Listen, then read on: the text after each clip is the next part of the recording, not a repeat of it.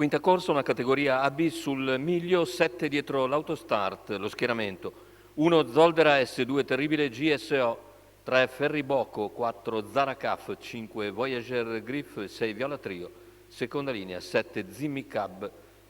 Pronostico che vede Zaracaf favorita, numero 4 Marco Volpato.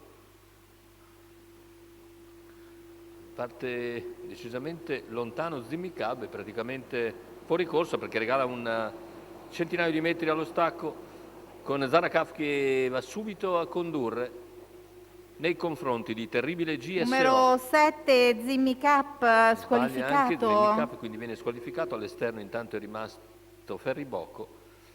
Lungo la corda cerca di serrare sotto Zoldera S, al largo anche Voyager Griff, poi Viola Trio.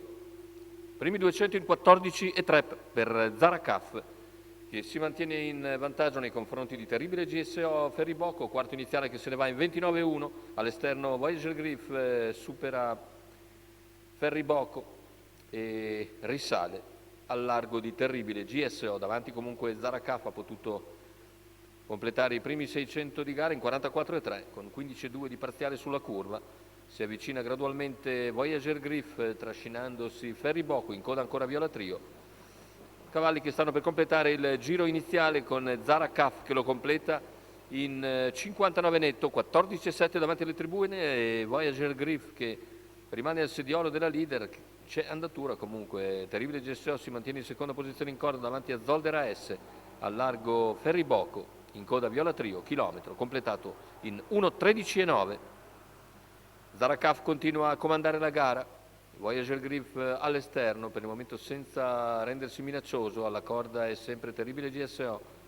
Cavalli a 400 dalla conclusione, parziale di Zaracaf in 15,1, lo scatto di Viola Trio dalla coda. Viola Trio risale con un grande spunto tutto il gruppo e si invola al comando già a 250 dal palo.